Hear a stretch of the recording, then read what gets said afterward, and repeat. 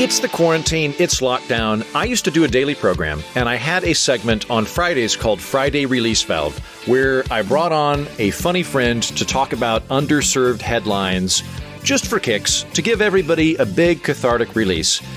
Several people have contacted me saying that they really enjoyed that old segment of the program and they could really use a boost of levity during the current situation. And so for some amount of time, I am bringing that back. Today, I am joined by one of my favorite people, a frequent comedian whom I have done stand-up with. I have opened, or I've featured for you. I didn't open for you. I featured for you. I was like your vice president. I'm Turner Sparks, vice president of comedy. And yes. Turner's the head of that ticket. And Turner is back. Turner, what you're doing a bunch of things right now. You've got like multiple podcasts now. And where can people find you? Because I know that people enjoy you.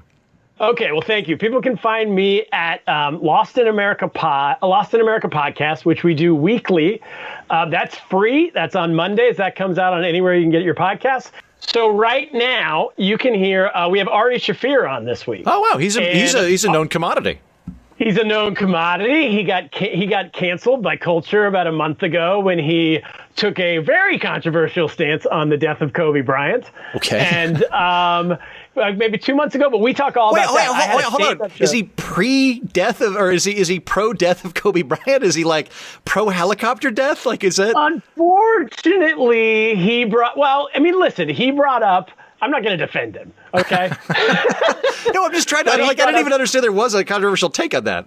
Or is it former rape allegations or something? And he was the one, and it did not serve him well. But he brought up Kobe had rape allegations in the early 2000s, and the way that they got this girl to take the plea bargain was essentially, it was slut shaming when that was accepted by Culture. The whole defense was that she had also had sex with a lot of other people. Oh, that's not how rape works. That's not exactly. They need to get better at defense attorneys there. Ari brought that up, but in a very strong way, and the society did not like that. And he got a ton of things happen. He got his show, he had a special coming out canceled. He was getting death threats. I was supposed to perform at a comedy club with him 2 nights later. That club was getting bomb threats, and so they canceled the show. Anyway, holy cow! I highly recommend you check it out. It's someone talking about being canceled for about an hour. It's pretty interesting to get that side of it. So Ari's on. That's my show. Also, and that show is Lost in America, or it's a different one of your shows because you got a couple.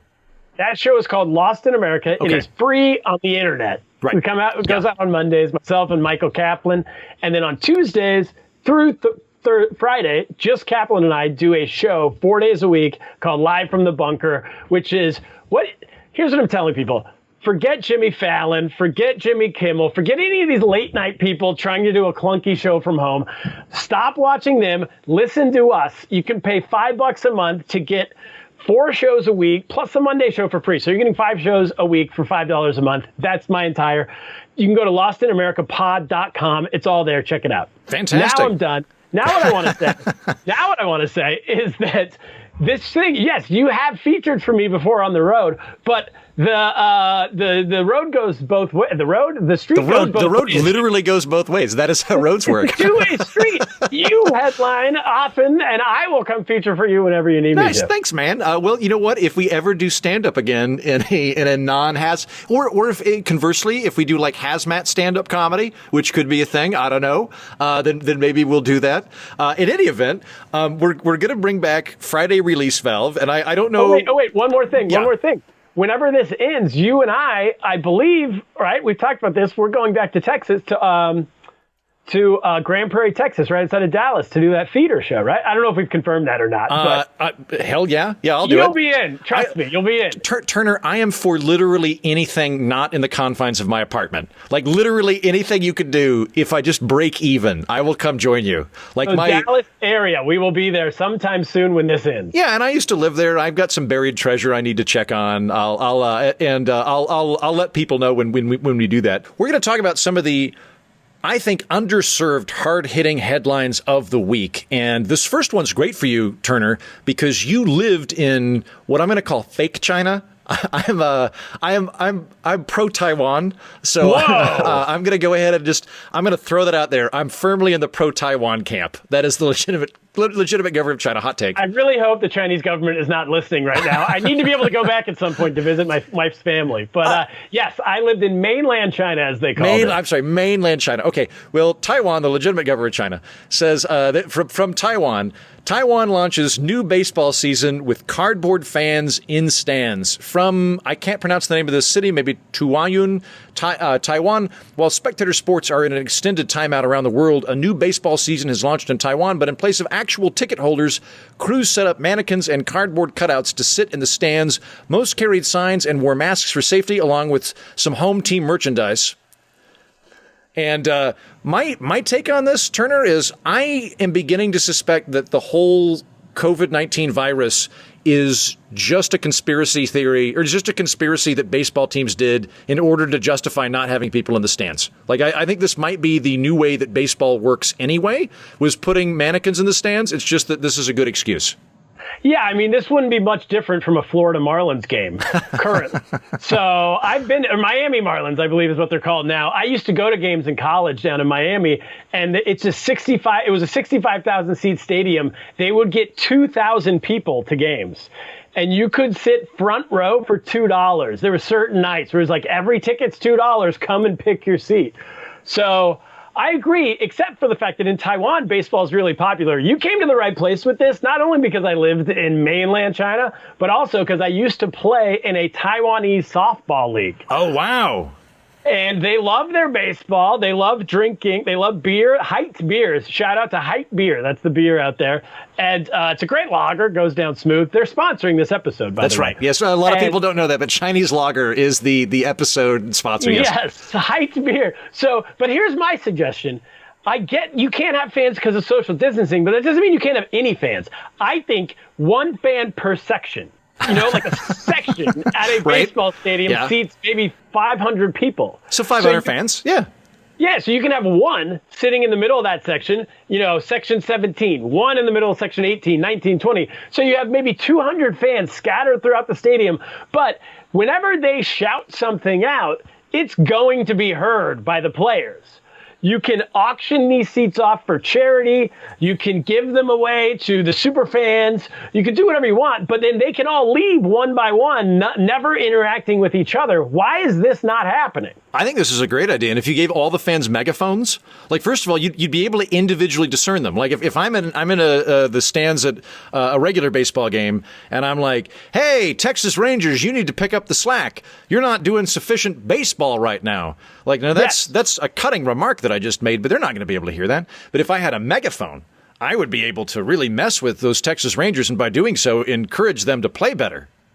Not only, yes, and play better, I think, is the correct terminology for cheering for a baseball team. And not only that, you could give maybe two sections to opposing fans, so you could get some back and forth heckling going on. I've been once. My only similar experience to this, I went to a golf tournament. I used to live in Suzhou, China, which is a small village of 8 million people. It's the Guthrie of China. The Guthrie of China. It's the Guthrie of China, exactly. Yeah. I don't know what that means, but yes, it's the Woody Guthrie of China. Yeah. And they one year, they had a ton of money, like every one of these Chinese cities. So they decided to have a professional golf tournament, and they made the purse, like the amount of money you could win, I think it was like $5 million. So everyone showed up. Phil Mickelson was there. I think everyone except Tiger, but basically like Rory McIlroy, all the top golfers. And then they did a terrible job of marketing it locally. So I went out to this tournament and there was no one there. I, by myself, followed around David Duval for 6 holes. Who, if you're not a golfer, he's like a high-end professional golfer. He's a well-known golfer. I was the only one, and if I shouted anything out, I was standing right next to him. Wait, so is this like the baseball equivalent of just kind of being buddies with Tom Brady for a day? Like he's played football and you're allowed to just kind of follow him? Yeah, it would be like, except for the fact that David Duval didn't appreciate me yelling stuff out. And he also thought I was a big weirdo because there was no one else around. If there was 5,000 people around, like normally would be around, I don't know, at least a few hundred around David Duval, he wouldn't even consider anyone. But because I was the only one, he had to consider me. as a person. It's like when you do stand-up for one or two people. Right, which is... You have to tailor it. He was tailoring his golf game to me, and he didn't like it very much because I was in his head. Do you ever do stand-up at the Pit in New York, Turner? I never have. I've walked by it a lot. But it's a fun place. It's a good place. I like it. Before I left New York, a friend of mine called me at like 9 p.m. and he went, "Hey, we just had a comic drop out. I know this is last minute. Would you mind coming to fill this show that we've got?" And I went, "Yeah, I'm happy to." And he's like, "I should let you know it's not a very big audience." And I was like, "No problem. It'll be great." And there were 3 people in the audience, like literally 3 people. To their credit, they all sat in the front row. And I came out and shook hands with all of them, introduced myself, like knew them all on a one-on-one basis. And afterwards, 2 of them were from France. And both of those French people came up and were like, "That was a great show. I really enjoyed that." And I was like, have you been to a stand-up show? And they're like, "No, this is my first show of stand-up comedy." And I was like, this is awesome because now French people think that the comedian's supposed to come introduce himself and like shake hands with him. And they're going to go to like, I don't know, the Comedy Cellar and be like, "This was horrible. Like I saw all these famous people that did not introduce themselves." Why did Dave Chappelle not introduce himself to me? I don't like this show. So I'm gonna pause you, Turner, because we have a fantastic announcement, which is that Andrea Jones-Rooy, fellow comedian and frequent guest on the program, is joining us now. Andrea, how are you? I am slowly catching up with what day it is. Great to be here. March 51st. Yep. And tomorrow is perpetually today is perpetually yesterday. So pleasure to be here. Really want to compliment both of you on your French accents. That was really good. Thank you. Yeah, I've been practicing that for years. Yeah. I mean, I knew, years before the quarantine that you were working on it, but I think you've really turned it up. Everybody's doing things to stay sane. I watch 3 to 4 hours of Pepe Le Pew every day to try and keep my accents sharp. I could tell that was your influence. I really could hear. 100% based off of The Chef and The Little Mermaid. Nice. Choice. Yeah. Okay. So we'll keep moving forward then. This comes to us from Delaware and Maryland. 2 million chickens to be killed because there aren't enough workers to kill them. So I'll explain this as I understand it. These are chicken processing plants, industrial agriculture, and there are usually workers there who hopefully humanely kill the chickens. They aren't there. I assume they shove them through a machine or something. I think they've got like a chicken sluicer. They've got like a chicken grinder and just throw them in there. But hopefully it's fast enough that the chickens don't know it. But they don't have enough people operating these right now during the lockdown, so they're just going to kill all the chickens. Which how? Was a bomb something, a grenade? I think they're gonna blow them up or shoot them. Because despite being a vegan, I would like to do that. Like if they're gonna die anyway, I need to be involved. Have you guys ever? I think you probably have both. Have you been to Cambodia? Yeah, I have. Yeah. You can shoot a cow for $50 with a rocket launcher. Yep. Oh, is that what the killing fields are about? I think. Heaton, the last time I was on your podcast, we talked about killing fields, and I just thought it was about humans, but maybe it's cows and rocket launchers. There's apparently a lot of stuff you could do in Cambodia. I don't think I fired any weapons. So, like the craziest thing I did in Cambodia was I found a blacksmith and convinced him to let me blacksmith for a day to make my own machete. And so That's very on brand with all of this. Yeah, it was perfect. I'm going to say it was super hot. I don't know if anybody's done any smithing before. No. Smithing is very warm. And Cambodia is very humid. And so I was just and you have to wear like a long sleeve shirt and you have to wear a mask and stuff. And also I couldn't communicate machete very well and it didn't make any sense to them why I would want one. So I have a really sharp fruit knife. Like I have a large, like one of those fruit knives on a pole. And then I also, what else did I do? I hung out with, there's a group of people that they train German shepherds to find unexploded landmines. And I hung out with those guys. So it was interesting, but I didn't blow anything up. And I didn't get to see any landmines blown up. This is like a travel show that you didn't film. Yeah. You know what? It was actually, an audio recap of a travel show. The thing I actually weaponry forward. I did film it because I brought a GoPro Fusion with me when I was in Asia. So I have all this like 360 footage, but my computer's not capable of processing it. So it's going to go in the future Heaton presidential archives of me like eating snakes and less surprising to me than hearing that you were smithing a weapon in Cambodia and filmed it with a 360 GoPro Fusion. That you can't even process compute. Like, this is just all of Andrew Heaton in a sentence. Yeah, while wearing a tweed jacket, I'm sure. Yeah. I would have tried, but it's elbow pads. so damn hot. I let you down to the tweet. Going back to the chickens, though, I think they should just. Here's my crazy thing: let them go.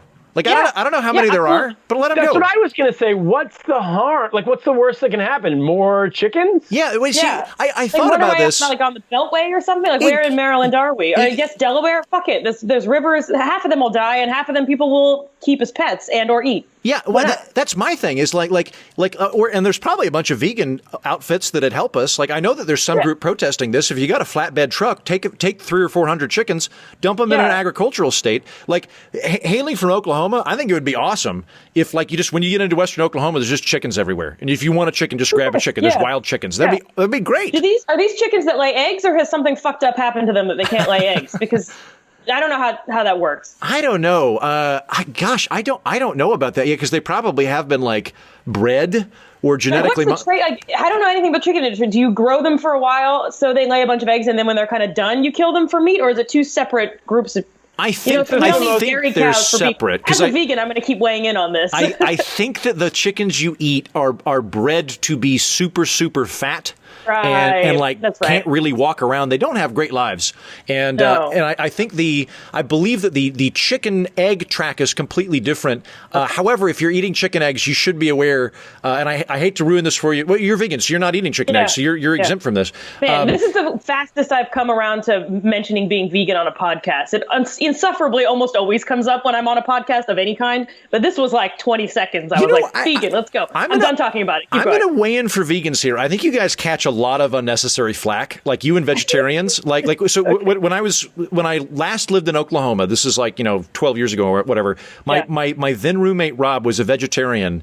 I still don't know why he was a vegetarian. He was just like, when I moved in with him, he's like, by the way, I'm a vegetarian. It's a vegetarian apartment. I would appreciate if you don't have meat in the apartment. And I was like, that's fine. Do you mind if I eat meat like when I go out? And he's like, no, I don't care.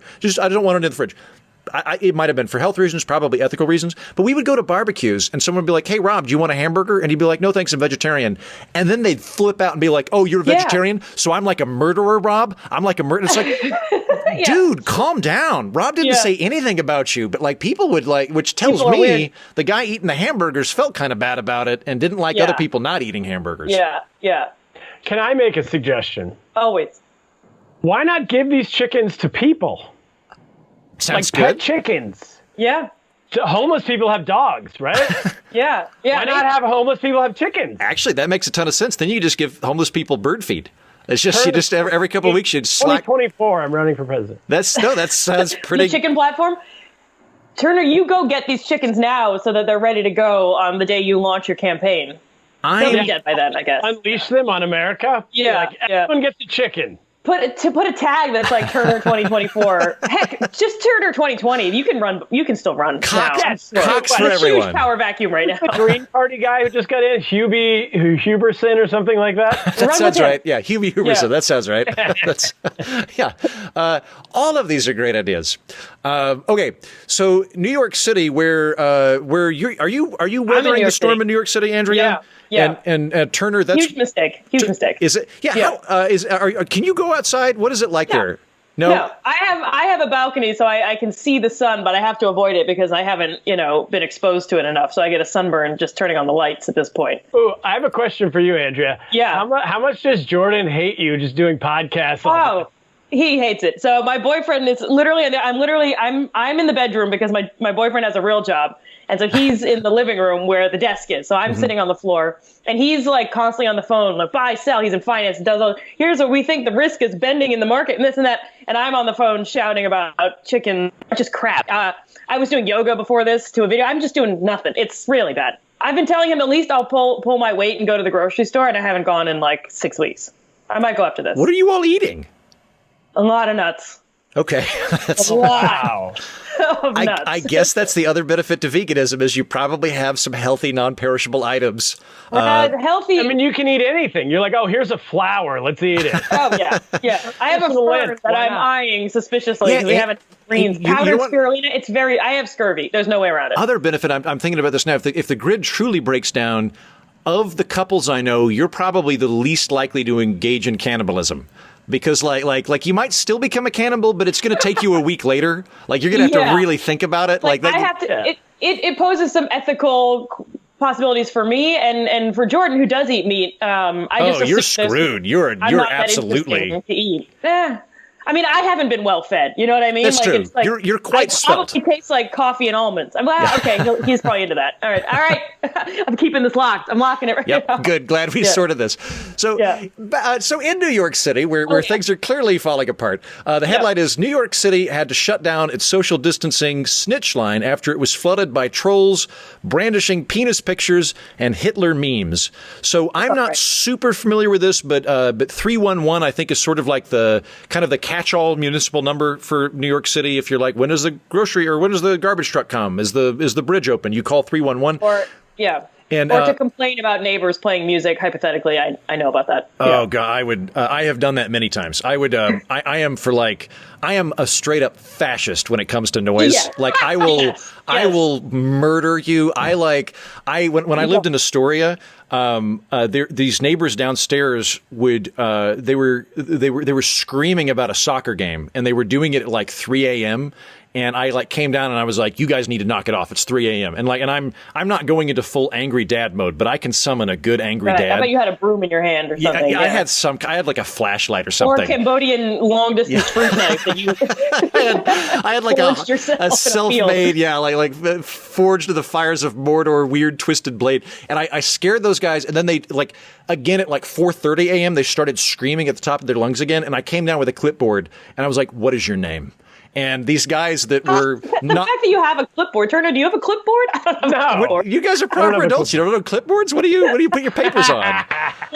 Yeah, but they how you think we're adults. They weren't from the. I'm very pro-immigration, by the way, very pro-immigration, but they weren't from the United States, and I didn't mention anything. I just give me your names because we're going to talk to the landlord, and I think they were afraid I was going to deport them, and then I thought about it, and I was like, I would deport anyone, American or otherwise. I don't care if you're committing crimes as long as you're doing it quietly. You know what I mean? Like that's fine. If you're going to murder people, like even there, be quiet. Yeah, absolutely. I have to say, I live in Lower Manhattan, which is very loud most of the time, and I am really enjoying how quiet it is, except for the sirens. And I actually walk around, I look around out the window. I'm like, oh, this is really nice. Like, eventually there will be parties and stuff, and people will go to bars and scream. But I really like it now. No, it sounds like the ideal situation that Andrea would be where you are the only exempted person. You and Jordan are the only exempted people in New York, and you're allowed to throw parties and things and go to restaurants, and they have to open up for you. Yeah. But everybody else, that sounds about right. Yeah. Yeah.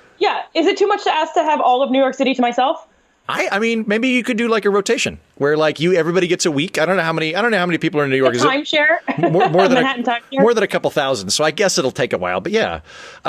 Anyway, 311 is the, among other things, you can complain about noise. You can also complain about people not social distancing. And that line went down because people kept sending pictures of male genitalia, pictures of Hitler, things like that. My read on it is, it seems to me that going through the article, it fell into two camps. It was either people sending pictures of Bill de Blasio violating social distancing, so taking the mayor of New York not social distancing, because back in March, de Blasio was one of many people that was like, go to the gym, use the subway, move on with your lives. Like he was one of those guys, and then the other half seemed to be just conservatives from out of state that are just like flat out trolling with Hitler memes. That seems to be it. Yeah. De Blasio had the same rationale that my mom did, which was like, we need to keep living our lives. We can't let this defeat us. It's like, I was like, Mom, it's not a terrorist. Yeah. You can go shopping. It doesn't care if you're living your life or not. It's not like a thing that it's going to threaten you. This isn't 9/11. This is just a virus. Or snakes. It's like the virus is more afraid of you than you are of the virus. I also think, there's not is there a worse place? Still. Yeah. is there a worse place in the world to pick to open up a snitch line than New York City? Like, it would be Sicily? Who's more against snitches than New York City? De Blasio is like really misreading his audience with or like Jersey or something. Yeah. I have an idea on how to fix this entire thing. Go for it. One day. You ready? Yeah. Because I know I've been following. I know that up until like 2 weeks ago, people were still playing basketball in New York City. There was like 1,500 people. 1,500 people a day were dying, and people were like, I don't care. I'm gonna go play basketball. Here's what you do if you want the whole country to fall in line. You roll up to a basketball court in the middle of Manhattan, just shoot and kill 5 people. That's all you have to do. It'll be on the news. Everybody will go inside. And this whole pandemic will be over in a month. Yeah. But until you do that, all this double secret probation, this whole like, okay, well, you're going to have to quarantine. Oh, how do you enforce it? It's a self-quarantine. It's an honor system that listen to science. It's never going to end. We're going to be inside for the rest of our lives. Well, these idiots are staying outside playing basketball, playing tackle football in the street. So anyway. Turner, are you saying I should go out and do this right now on behalf of America? Yeah, I'm sure you have a gun. You seem like a real gun. Yep. One of those mini vegan revolver owners. Yeah. How am I going to open my coconuts without a handgun that's sawed off? Yeah, Turner, at first my heavy anti-authoritarian streak was against executing people, but then when you said that we were going to be doing this forever until we execute people, I think I came over to team, give everybody a chicken and randomly shoot basketball players. And let's 5 people. All I'm asking for is one team, just a starting lineup. They'll still have the bench players. You just want to get, I know it's a real sports audience. I'm playing to here. You get 5 people. That's it. That would be national news. You'd be fine. What about Kent State? That was only 4. Come on. And it shut down all of universities. Yeah, they're still talking about it today. I'm telling you, it's effective governorship. I would really enjoy a Turner presidency for no other reason than seeing the thresholds you have of like, guys, it's not even a full, it's not even a full, Kent State right there. It's only 4 people. Yeah, like having various bright lines. Yeah. One more than Kent State. Big deal. All right, we're going to jump north to Canada. In British Columbia, woman awakes to be told she had died months ago. Wilma Williams had a rough start to her. I won't read the whole thing, but basically a woman in Canada got a notice, I think, or maybe she logged onto a website, and the Canadian government had determined that she was dead and had been for several months. She hadn't checked her bank account in several months, but they had not been paying her her various pensions and Canadian Social Security equivalents and things like that. $10,000 a month. Yeah, exactly. Yeah. Just $10,000 for everybody. And extra. They just send you masks and toilet paper. You get all of those things effortlessly. And it seems that it's just kind of human error that somebody with her name died. And in September, and the Canadian government was like, got it. Willa Williams dead. You're done. And so now she has to reverse all of that. And I'm thinking that if that happens to you, you are now legally a vampire. I think that's right. Yeah, and here's the thing. Who's to say we're not all dead? She might be the only one who's correct in this, in assuming she's dead or finding out she's dead. We could all be 100% dead right now. And I mean, maybe that's why I'm not getting my unemployment money from the state of New York, because they've determined that I'm dead. And that's why I've been waiting 6 weeks. Well, maybe we can just fold this into Turner's previous idea where we just legally make a handful of basketball players dead. And we don't even have to go through the effort of killing them, right? We're just like, oh, remember those guys? They're dead now. Here's the paperwork. They're not getting shit. Yeah, that's like very easy. It requires a lot of bureaucracy. Or alternately, declare them dead first. Then when you shoot them, all you're doing is liquidating zombies. No one's going to have a problem with that. It's all legally kosher at that point. Yeah, fair. Speak softly, but carry a big handgun. That's my presidential platform. Are you going to announce that before or after the chickens? Yeah. A cock for everyone. I will murder 5 basketball players.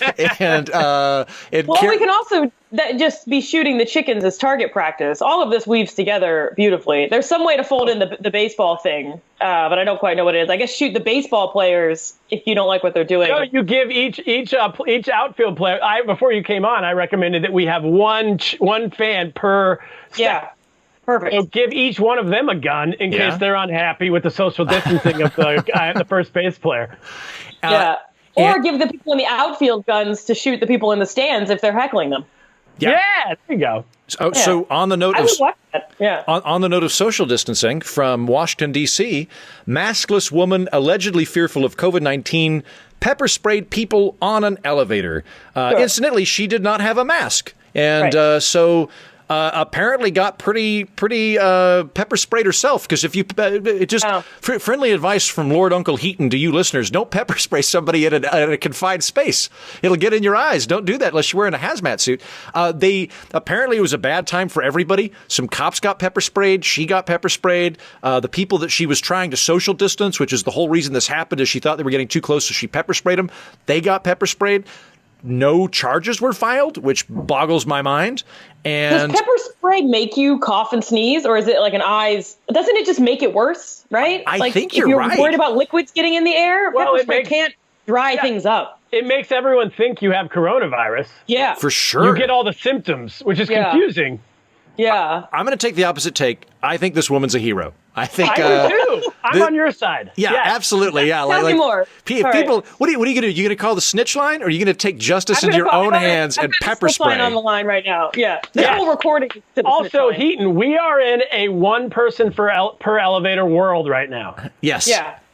Someone tried to come into her elevator. She said, "Don't come in." The lady was pushing her grocery cart, didn't listen to her, and she got one time in the face. You know, that's what you get. That is a Trader Joe's that's going to have a once they clean out that elevator, that they will probably have a one person per elevator rule. This woman is just, all she's done is instigated needed change.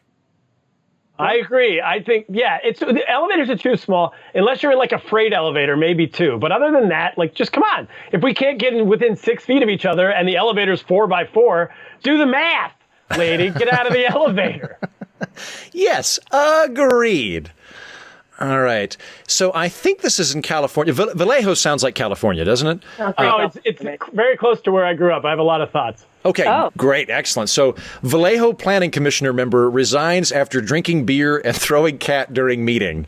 I watched this video. I don't suppose you guys have seen this.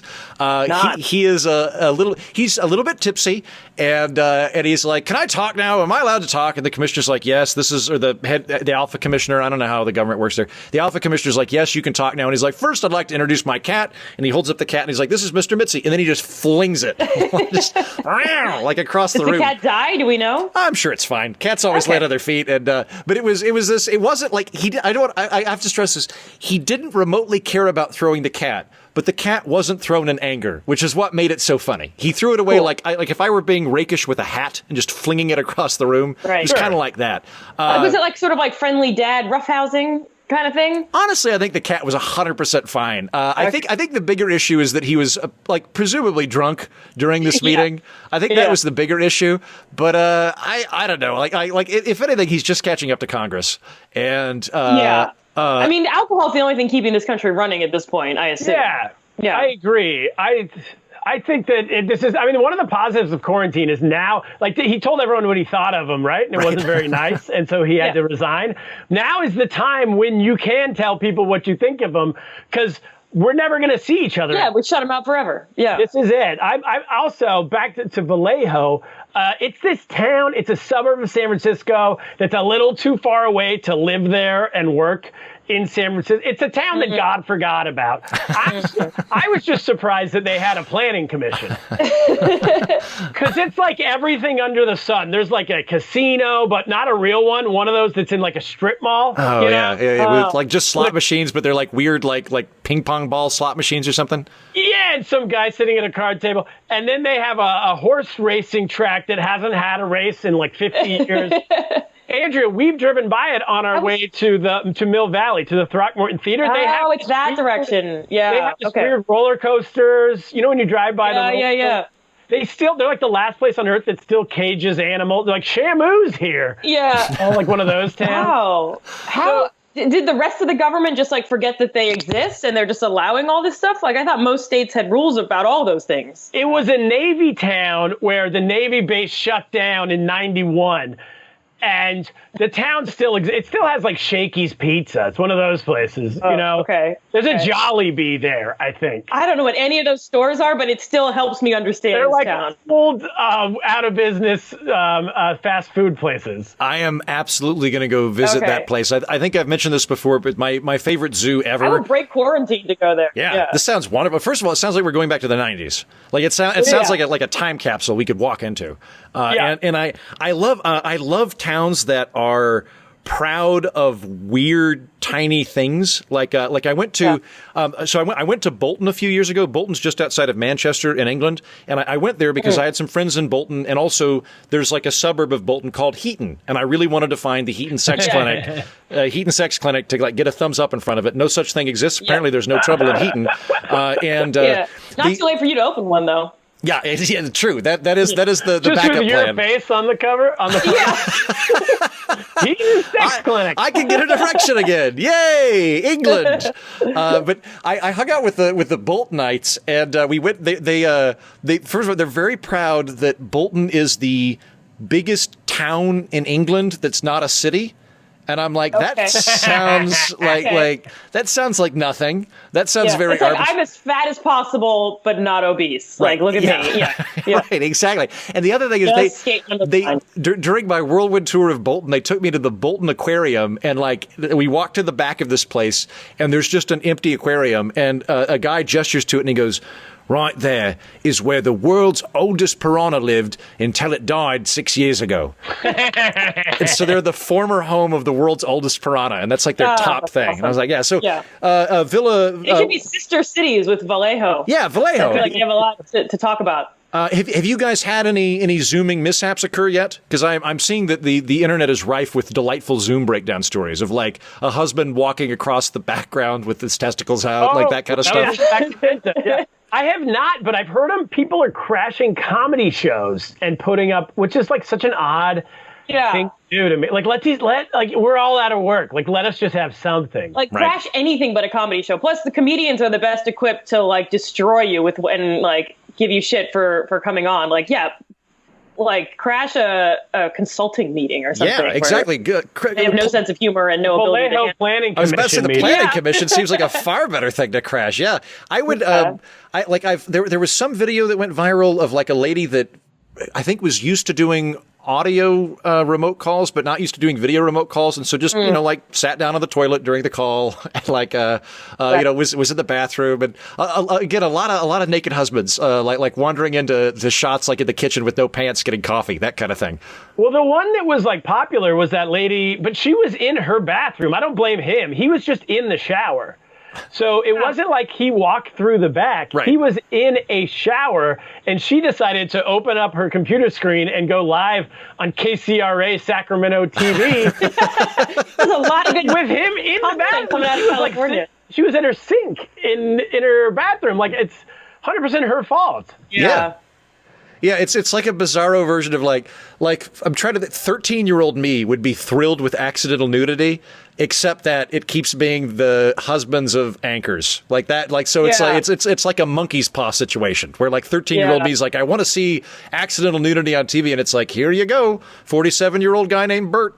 Yeah. Well, it's like going to a nude beach. It's never the people you want. No, never. No, it's German. They're all German. it's all people. Like if I were making a documentary about crabs, I wouldn't even have these people as background extras. Like that's the level of people at nude beaches. Yeah, 100% agree. In Quebec, the Arkansas of Canada, Quebec man won't have to pay $500,000 debt over rock, paper, scissors betting game. So this not only went through a Quebec court system, it went all the way up to the Quebec Court of Appeal before they ruled. No, I'm sorry. It started at the Superior Court. Then it went to the Quebecois Court of Appeal, and they ruled that this $500,000 game of rock, paper, scissors was illegitimate. The guy had literally mortgaged his house to attempt to pay off this debt before it was finally ruled invalid.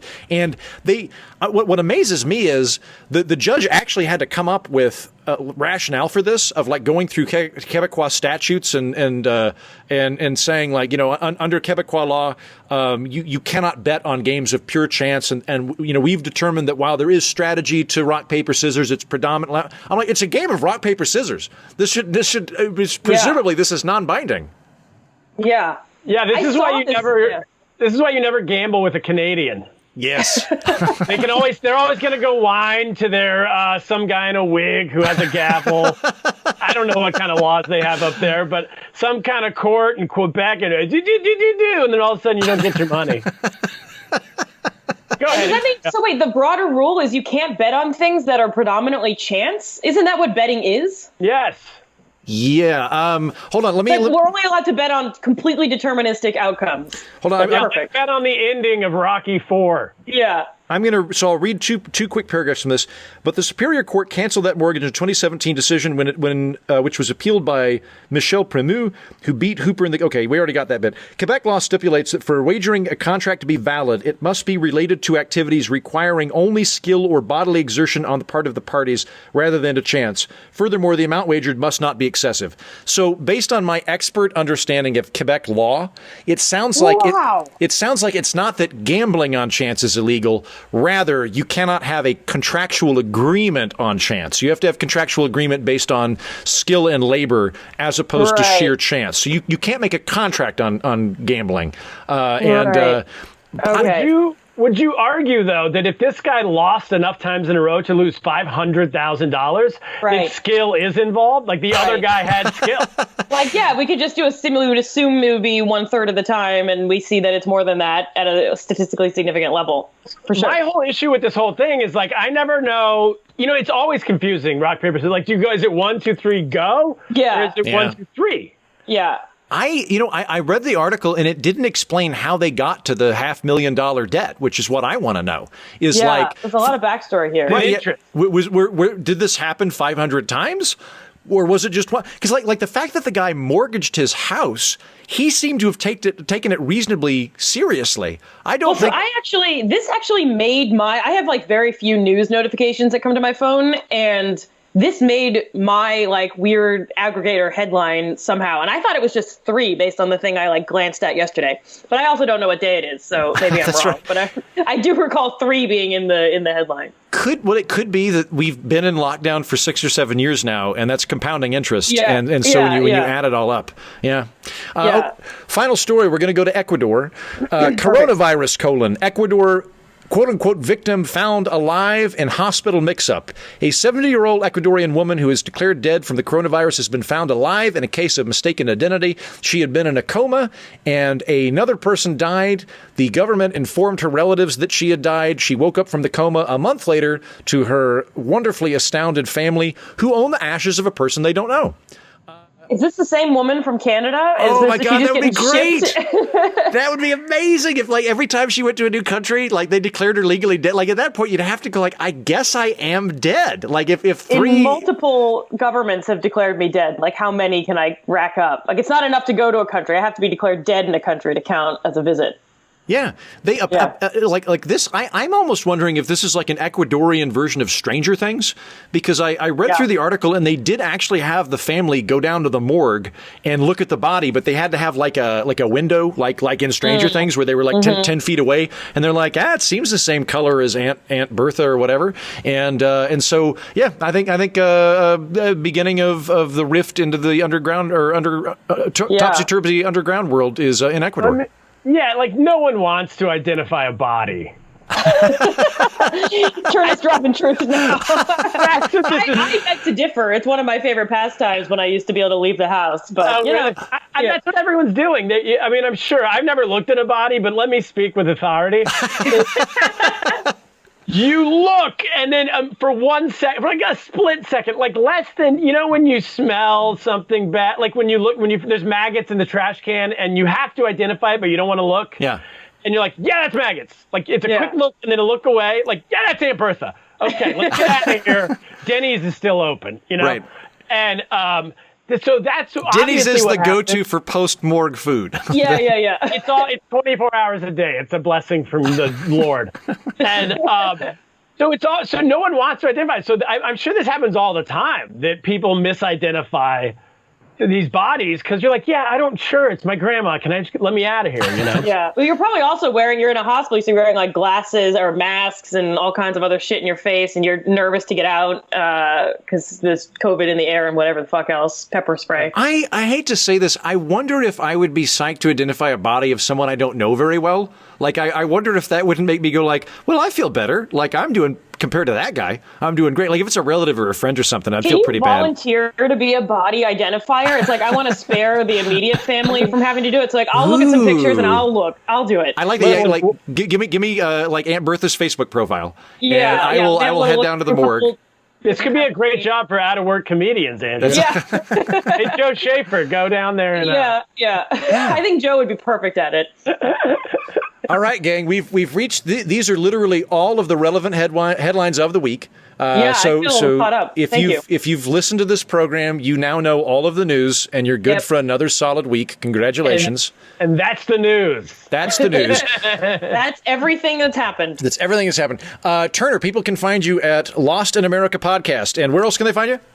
TurnerSparks.com, and whenever this is over, I'll be on tour. So nice. And again, I will just be desperate to be not in my apartment. So one more thing. My album, Turner Sparks Live from the Friars Club, is available online on iTunes, on all that kind of stuff right now. But also at TurnerSparks.com, order it there. I will sign it and mail you a copy. And you will wear gloves and a mask and all the stuff necessary to ensure that people are protected. Andrea, you did a live show last week, didn't you? I did. But first, to say I saw Turner Sparks' Live at the Friars Club live, and I highly recommend it to everyone listening. So get involved. Yeah.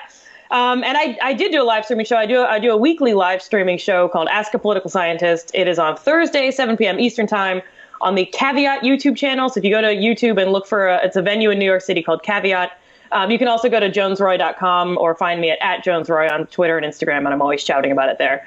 And it's unpacking all the shit that's going on, but with scientists. And it's I claim to be nonpartisan, but it never really is. So there's that. Come at me, Twitter. Yeah. Let me just back her up there. She glossed over that, but Caveat is like the hip new spot in New York City for alternate like comedy mixed with whatever else is happening, right? And Andrea's like one of the top people over there. So she's blowing up in New York City right now. I don't know. Nice. Thank you. Well, Heaton's been to Caveat. He came to. I have. It was great. You did a wonderful show. It was funny, thoughtful, and involved trapeze art, trapeze acts. It was an amazing time. Are you incorporating trapeze work into your streaming? So it's not in the live stream yet, but I am doing a show on, I think it's Zoom on Saturday, where I'm going to be performing with fire fans on my patio. So you can, it's being hosted by someone named Jack the Stripper, and the money supports sex workers. so check it out. It's totally different from my live streaming show, but follow me on all the things and you'll find out about it. And to clarify for people at home, this is how comedy works now. So Andrea's cutting edge. This is what we do. Guys, it was so fun talking to you. Thank you for coming on. Comedians work for free donating their money to sex workers. Yes, indeed. And then also available to identify bodies. Yeah. All right. Yeah. Thank you, guys. That was fun. Thanks for having us.